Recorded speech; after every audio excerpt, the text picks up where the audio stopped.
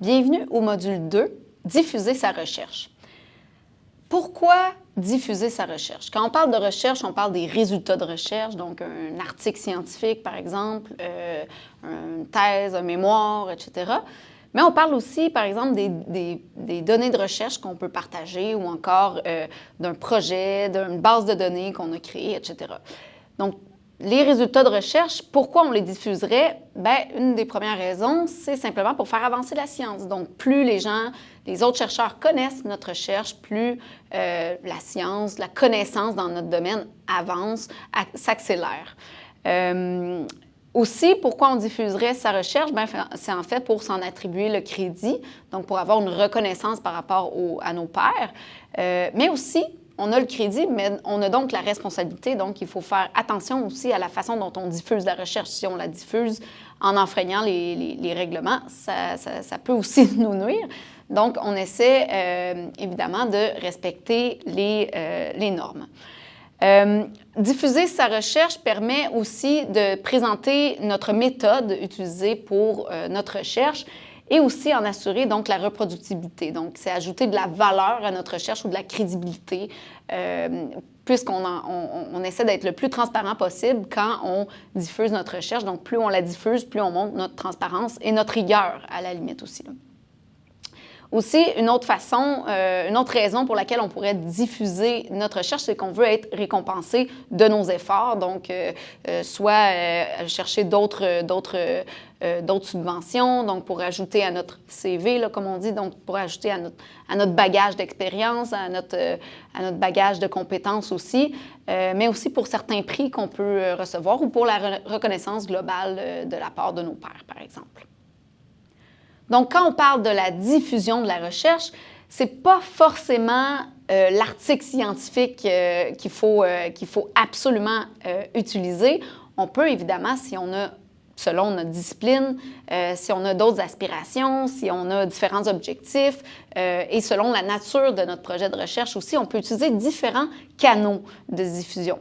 On pense par exemple à la conférence, à la communication dans un congrès, qui peut être un très bon vecteur là, pour transmettre les connaissances. On peut penser aussi à, bon, un article dans une revue, c'est un peu ce qu'il y a de plus commun là, de nos jours, mais on peut aussi penser à une monographie, donc écrire un chapitre dans un livre, par exemple. On peut penser aux affiches scientifiques. Donc, les affiches scientifiques, ça synthétise dans une affiche là, notre projet de recherche. Donc, ça peut être très intéressant. Il y a d'ailleurs, là, si vous êtes jeune chercheur au deuxième, troisième cycle, il y a un concours d'affiches scientifiques à l'UQTR, donc vous pouvez vous renseigner là-dessus. Ça permet vraiment de transmettre là, nos résultats de recherche de façon très efficace. On peut créer aussi de façon plus originale et selon nos intérêts, selon nos compétences, selon nos talents aussi. On peut créer un balado scientifique, par exemple, ou un blog scientifique. On peut réaliser des capsules vidéo si on veut, par exemple, faire une sorte de vulgarisation de nos résultats de recherche, surtout si on est dans un domaine scientifique très, très, très pointu. Ça peut vraiment être intéressant de vulgariser notre recherche puis de la transmettre au grand public ou encore à un public un peu plus niché qui serait déjà des chercheurs ou des jeunes chercheurs aussi. On peut utiliser, par exemple, nos talents en bande dessinée et vulgariser notre projet de recherche. Ça peut être des canaux vraiment très intéressants selon le temps et l'énergie qu'on peut mettre dessus et notre intérêt. Il existe des ressources pour vous aider à naviguer à travers ces différents canaux de diffusion-là. Par exemple, le décanat de la recherche et de la création à l'UQTR a créé des guides par champ disciplinaire, des guides dans lesquels il y a les différents canaux de diffusion et une note par rapport au fait que ce soit pertinent ou non, ou moins dans le domaine d'études particuliers. Je vous donne un exemple. Écrire un article en étant premier auteur, est-ce que ça a plus de valeur dans un domaine d'études ou moins de valeur que de faire une conférence à un congrès, par exemple, ou de diriger une revue scientifique? Donc, on a des différentes notes attribuées à chacune de ces façons de diffuser la recherche. Il existe aussi un site chapeauté par l'ACFAS qui s'appelle Raccourci, donc SCI pour science ou scientifique, qui vous aide là, notamment, qui vous donne quelques petits trucs sur les différentes façons de diffuser sa recherche. Par exemple, comment faire un premier balado scientifique, comment présenter sa vidéo issue d'un congrès, etc. Donc, il y a différents articles pour vous aider, qui vous donnent des astuces pour mener bien à terme ces projets-là. Il existe aussi le site Carrefour Communication Scientifique réalisé par les bibliothèques de l'UQ. Donc, dans ce site-là, vous trouverez notamment comment faire une affiche scientifique efficacement avec des gabarits, des modèles et aussi comment communiquer efficacement à l'oral. Donc, ça vous donne vraiment des outils pour vraiment mieux diffuser votre recherche, peu importe le canal que vous décidez. Le canal de diffusion le plus populaire reste bien souvent l'article publié dans une revue savante ou l'article scientifique, si on veut. Je veux donc vous parler un peu plus du processus de publication et quels sont les mécanismes derrière la publication savante. Premièrement, les règles de base pour publier dans une revue savante restent tout d'abord de ne soumettre son manuscrit qu'à une seule revue à la fois. Donc, on envoie le manuscrit, on attend une réponse, à savoir si on est accepté ou non par la revue. Puis ensuite, si on est refusé, on peut soumettre notre manuscrit à une autre revue. Pourquoi y aller un seul éditeur à la fois ou une seule revue à la fois? C'est pour éviter simplement de faire perdre du temps aux autres. Donc, si on envoie notre manuscrit à 5 revues, bien, c'est sûr que si on est accepté à 5 endroits, il va falloir refuser d'être publié dans 4 revues. Donc là, ça le fait perdre du temps aux réviseurs, aux éditeurs et à beaucoup de gens. Donc, on y va une seule revue à la fois. Deuxièmement, on publie du contenu intégral. Donc, le contenu qu'on envoie à l'éditeur doit être original, ne doit pas avoir été publié avant ailleurs. Donc voilà, ce sont un peu les 2 règles non écrites de la publication savante. Qui dit article savant ou article scientifique dit rigueur. Et comment on arrive à la rigueur scientifique? C'est avec l'évaluation par les pairs ou la révision par les pairs. Et l'évaluation par les pairs a pour objectif de valider une découverte, d'évaluer sa pertinence dans la science, donc à quel point cette découverte-là va être importante dans le domaine. Je vais vous parler un peu plus du processus de publication, c'est-à-dire du moment où un chercheur soumet son article à une revue, qu'est-ce qui se passe? En fait, il y a une première étape de validation qui est faite, par exemple, par l'éditeur, à savoir si le manuscrit qui aurait été soumis à sa revue correspond à la portée de la revue. Donc, une fois que l'éditeur a fait son choix, il peut, par exemple, déjà d'emblée refuser un article parce qu'il n'y a pas assez de rigueur scientifique dans cet article-là, ou encore il ne convient pas à la portée de la revue. Mais une fois que cette étape-là est passée, le manuscrit va être soumis donc à une évaluation par les pairs. Quand on parle d'évaluation par les pairs, en fait, c'est des experts, des spécialistes dans un domaine qui vont, donc des chercheurs expérimentés, qui vont commenter et valider justement la pertinence d'un article scientifique. À ce moment-là, le manuscrit va, une fois qu'il a été soumis par la révision d'au moins deux experts, va soit être complètement refusé, soit être accepté tel quel, ce qui arrive très rarement, ou soit accepté sous promesse de révision ou de modification. Donc, habituellement, ce sont les commentaires qui en découlent. L'auteur va prendre ces commentaires-là, retravailler son texte et resoumettre son texte à la revue pour qu'il y ait encore une évaluation par les pairs jusqu'à ce que, en fait, l'article soit est passé au travers tout ce processus-là et que l'article soit jugé satisfaisant pour publication. Il existe différents modes d'évaluation par les pairs. Le premier étant le mode semi-aveugle. Ça veut dire que les réviseurs sont anonymes, mais les auteurs ne le sont pas, c'est-à-dire qu'on connaît leur nom. À ce moment-là, il peut y avoir une possibilité de conflit d'intérêts. Par exemple, si les réviseurs connaissent les auteurs, donc personnellement, ont déjà travaillé avec eux, etc., ils ont peut-être des préjugés ou des prérequis qui peuvent influencer leurs commentaires, leurs révisions. Donc, ils ne sont pas neutres là-dedans. Un peu pour pallier ce problème-là, il existe le mode d'évaluation par les pairs qu'on dit double aveugle. Double aveugle, ça veut dire que autant les réviseurs ou les évaluateurs que les auteurs sont inconnus, donc sont anonymes. À ce moment-là, il peut y avoir, ça peut limiter les conflits d'intérêts.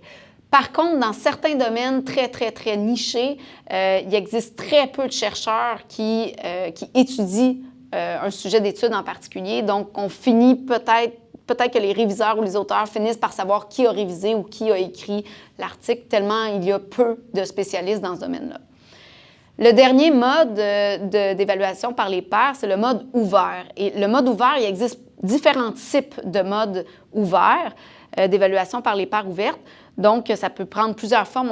On pense par exemple aux commentaires publics, là, carrément. Donc, ça peut être, peu importe, tout le monde peut commenter un article scientifique.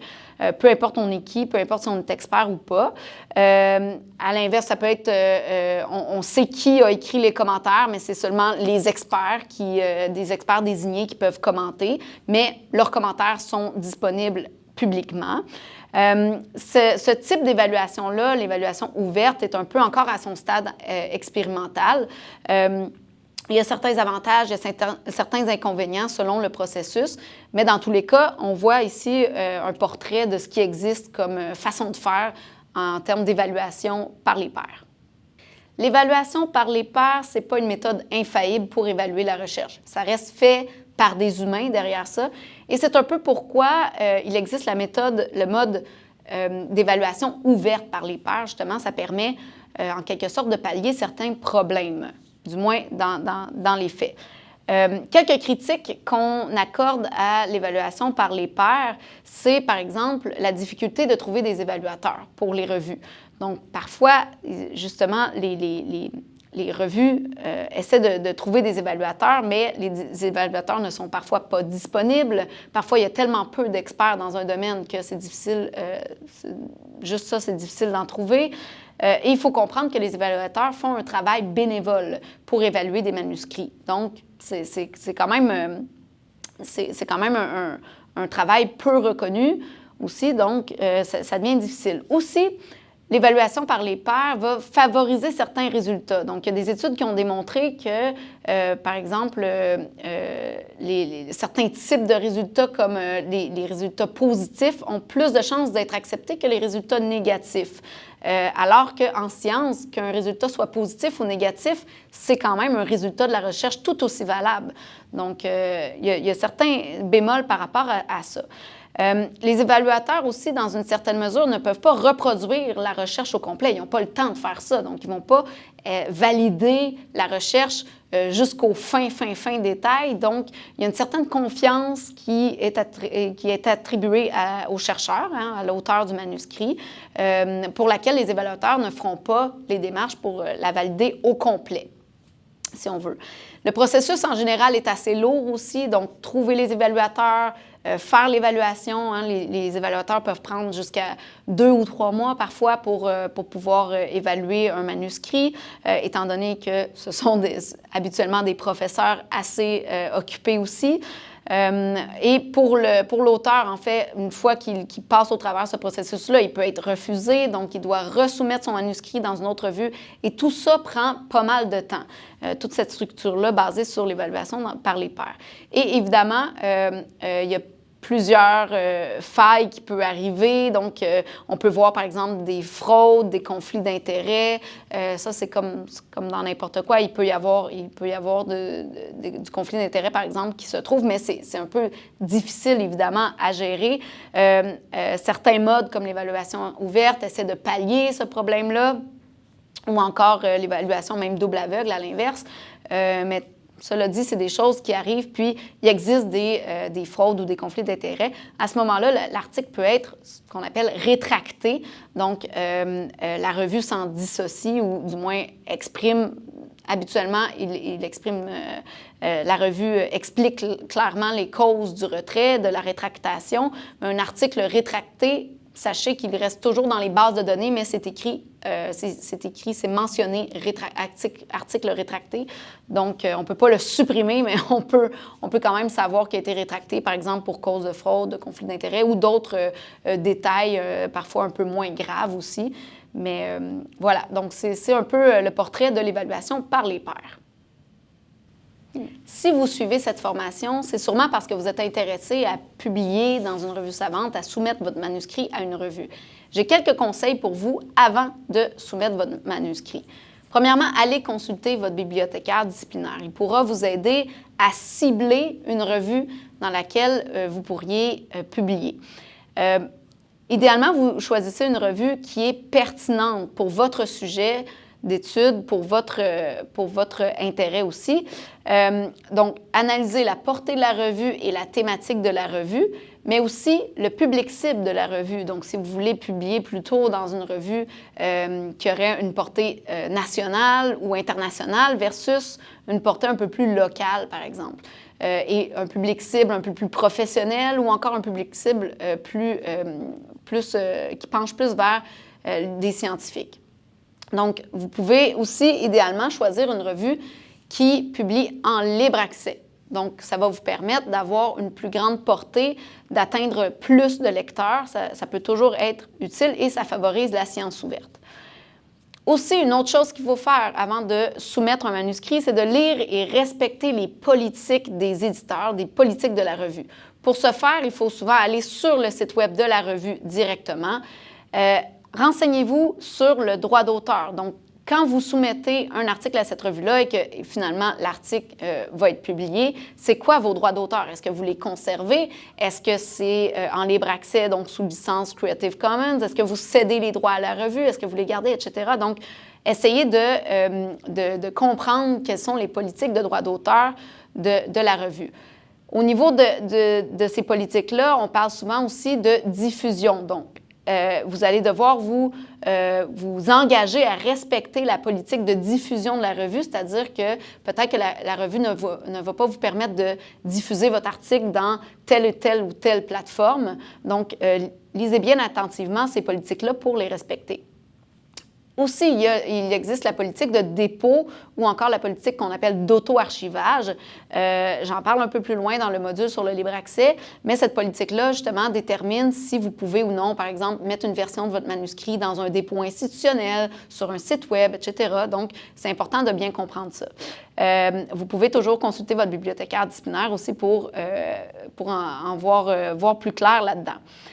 Essayez de voir aussi si la revue a une politique concernant l'utilisation de l'intelligence artificielle. Donc, si vous avez l'habitude d'utiliser des outils d'intelligence artificielle pour rédiger vos articles scientifiques, sachez que ce n'est pas toutes les revues qui le permettent, de un.